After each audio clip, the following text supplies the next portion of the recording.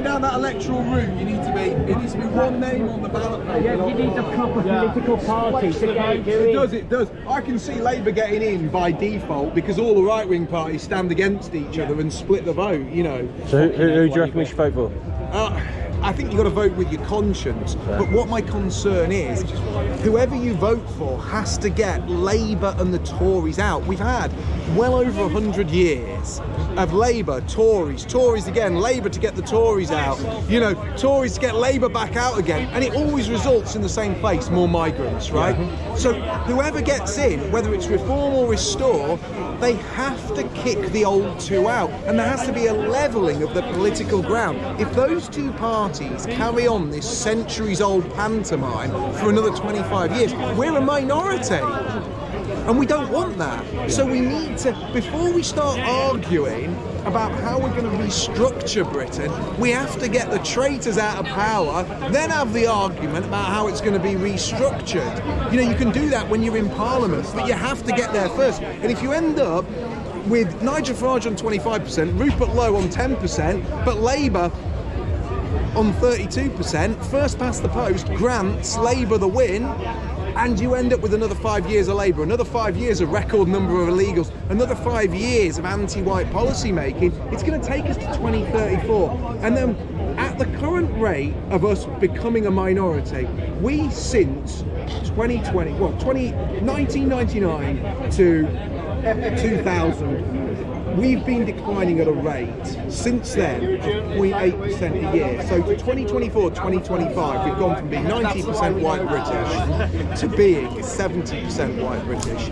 That means in another 25 years, another quarter of a century, we'll be knocking on the door of being a minority. How many more general elections can we gift it to Labour? That's the question. I mean, my question to you is, if we were to get a political party into power that closed the borders, you know, ended illegal migration and put massive restrictions on legal migration, is that enough? No, there has to be mass deportations as well. We're too far down the line, and the most diverse sections of the population are the youngest. So statistically, the maternity wards are the most diverse part of our population, and conversely, the most homogenous part of our population are the old people's homes. Mm-hmm. So the future is the maternity wards, the past is the old people's home. So to maintain Britain as a place where we are a majority, we would need mass deportations of people who have come here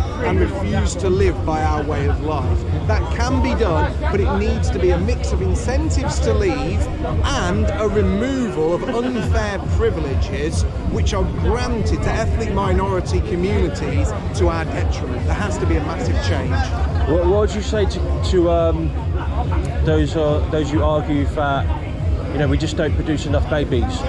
Well, that's our business. If we as a nation decide to have fewer babies and live in a lesser populated country, that's our decision to make. Mm-hmm. You know, if we say we would rather Britain be populated by 40 million people rather than 70 million people because we want a better quality of life that is afforded by living in a more sparsely populated nation, that's our decision as an ethnic group to make.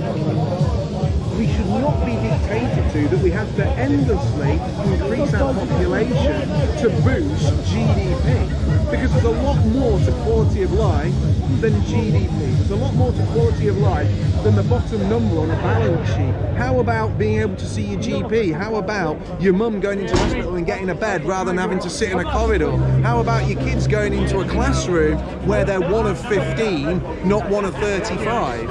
There is a lot more to living a good life than just money. Okay. Thank you. Thanks very much. Thank you so much for interviewing me. Thank you for being here as well. Nailed it, guys.